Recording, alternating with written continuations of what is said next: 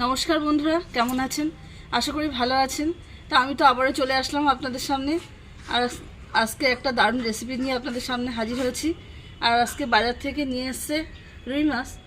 তা সেই রুই মাছ দিয়ে আজকে কি রান্না করব সেটাও আপনাদের সঙ্গে শেয়ার করব। তা আপনারা পুরো ভিডিওটা স্কিপ না করে লাস্ট অবধি দেখতে থাকুন। দেখুন, আমি তো সরাসরি চলে আসলাম রান্নাঘরে। আর এই মাছটাই আজকে বাজার থেকে নিয়ে এসছে, আর মাছটা কেটেই নিয়ে এসছে। তা এই মাছটা দিয়ে আজকে করব রুই মাছের কালিয়া। তা আমরা বাঙালিরা তো মাছ ভাত খেতে ভালোই বাসি। আর যতই মাছ অন্য মাংস বা বিরিয়ানি খাই না কেন, একটু মাছের ঝোল ভাত হলে কিন্তু সবার প্রিয়। তাই আজকে আমি একটু বানালাম এই রুই মাছের কালিয়া। তাই এদিকে রুই মাছের কালিয়া বানানোর জন্য আমি এখানে নিয়ে নিয়েছি লবণ, হলুদ, লঙ্কা গুঁড়ো, নিয়েছি জিরেটা গুঁড়োই নিয়েছি। আর এদিকে মশলার জন্য নিয়েছি পেঁয়াজ, রসুন, আদা আর একটু কাটা লেবু। আর পেঁয়াজের পরিমাণটা তো দেখেই বুঝতে পারছেন, একটু বেশি নিয়েছি, কারণ এই রান্নাটা একটু পেঁয়াজটা বেশি দেবো। তা মাছটা তো এই যে আনার সঙ্গে সঙ্গে আমি একটু ধুয়ে রেখেছি। এটা এর মধ্যে দিয়ে দেব লবণ, হলুদ, সামান্য একটু লঙ্কা গুঁড়ো দেবো, আর দেবো একটু লেবুর রস। দেখুন, আমি তো এদিকে রান্না বসিয়ে দিয়েছি। আর ঋতু গেছিলো, ঋতুর সঙ্গে যে চলে এসছে ফুচকেটা, তো এসেই ঋতুকে বায়না করছে মেহেন্দি পড়বে। ছোট্ট মানুষও তারও আবার কত শখ, যে হাত বাড়িয়ে দিয়েছে আর চুপচাপ বসে আছে। একটা কবিতা বলে দাও, বলো বলো। আম পাতা দোলা দোলা মারবো যাবো চর্বি গড়া ওরে বিবি সরে দাঁড়া আচ্ছা আমার হ্যাঁ করছে আচ্ছা আমার পাগলা ঘোড়া পাগলা ঘোড়া। তো ও তো চুপ করে বসে আছে, আর তার মধ্যে একটু একটু করে আবার কবিতা বলছে। তা বাচ্চা মানুষের মুখে সেটা কিন্তু শুনতে খুব ভালো লাগছে। তা এখানে তো এই যে মাছটা রেখে দিয়েছি, আর এর মধ্যে আমি দিয়ে দিচ্ছি 1 চামচ লবণ, আর তার মধ্যে দিয়ে দিলাম 1 চামচ হলুদ, আর এর সঙ্গে দিয়ে দিচ্ছি কিছুটা লঙ্কা গুঁড়ো। আর এর মধ্যে দিয়ে দেব লেবু রসটা, দিয়ে মাছটা কিছুক্ষণের জন্য মাখিয়ে রেখে দেবো, তারপরে মাছটা ভাজবো। তো মাছটাকে তো 10 মিনিট হলুদ, লবণ আর লঙ্কা গুঁড়ো আর তার সঙ্গে একটু লেবু দিয়ে 10 মিনিট রেখে দিয়েছিলাম। আর 10 মিনিট পরে আবার ফিরেও আসলাম। আর এদিকে বসিয়ে দিয়েছি কড়াইটা, এবার আর গ্যাসটাও ধরিয়ে দিয়েছি। তো এর মধ্যে দিয়ে দেবো আমি কিছুটা সর্ষের তেল। তো এদিকে তো সর্ষের তেল দিয়ে দিয়েছি, আর তেলটা তো গরম হয়ে গেছে। তা আমি এবার একে একে মাছগুলো ভেজে নেবো। আর সব মাছগুলো তো একবারে হবে না, ওই জন্য আগে 3 মাছ ভেজে নিচ্ছি।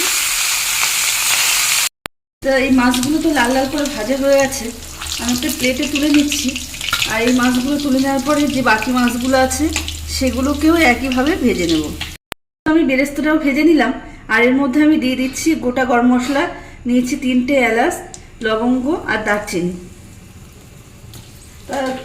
গোটা গরম মশলাটা দেওয়ার পরে আমি এর মধ্যেই দিয়ে দিচ্ছি পেঁয়াজ, আদা, রসুন একসঙ্গে বেটে রেখেছি, সেটা আমি এরপরে দিয়ে দেবো। আর ভালো করে কষিয়ে নেব।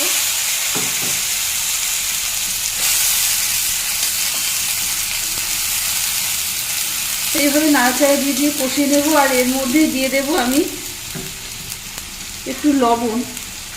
এখানে 1 চামচ লবণ দিচ্ছি। লবণটা দিয়ে একটু মশলাটা কষানো হোক, তারপরে যে বাকি মশলাগুলো সেগুলো আমি এর মধ্যে দেব। এদিকে তো পেঁয়াজ রসুন দিয়ে ভালোভাবে কষানো হয়ে আছে। আমি এর মধ্যে দিয়ে দিচ্ছি 1.5 চামচ মতন হলুদ, আর তার সঙ্গে দেব কুচো 1 চামচ লঙ্কা গুঁড়ো। হলুদ আর লঙ্কা গুঁড়ো ভালোভাবে কষিয়ে নিয়ে, আর এরপরে আমি যে টমেটোটা নিয়েছিলাম, টমেটোটাও পেস্ট করে নিয়েছি, সেই টমেটোর পেস্টটাও আমি এর মধ্যে দিয়ে দিচ্ছি। তো টমেটোর পেস্টটাও আমি এর সঙ্গে কষিয়ে নেব। টমেটোর যে কাঁচা গন্ধ সেটাও কষাতে কষাতে চলে যাবে। তাই এর মধ্যেই দিয়ে দিচ্ছি যে গুঁড়ো জিরে নিয়েছিলাম, জিরে গুঁড়োটাও দিয়ে দিচ্ছি এর মধ্যে। তো এখানেও জিরে গুঁড়োটাও দিয়ে দিলাম 1 চামচ মতন। তো সমস্ত মশলাগুলো এইভাবে কষিয়ে নিয়ে এর মধ্যে দিয়ে দেবো কিছুটা জল।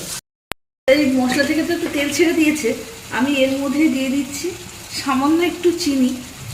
দিয়ে চিনিটা দিয়েও আর একটু নাড়াচাড়া দিয়ে নেব।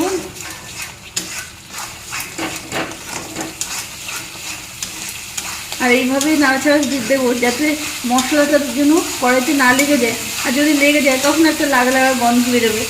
তো এইভাবে কষিয়ে নিয়ে আমি এর মধ্যে দিয়ে দিচ্ছি কিছুটা জল।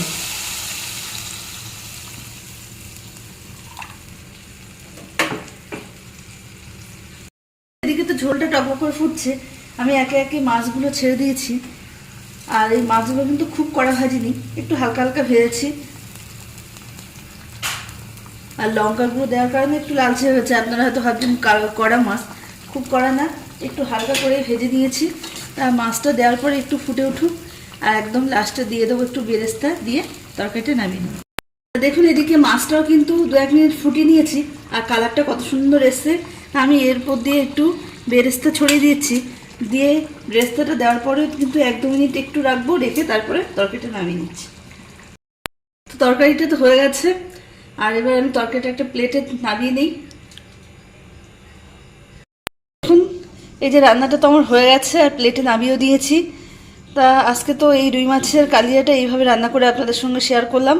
তো আমার এই রান্নাটা যদি ভালো লাগে আপনারা অবশ্যই একটা কমেন্ট করে জানাবেন যে রান্নাটা কেমন হয়েছে।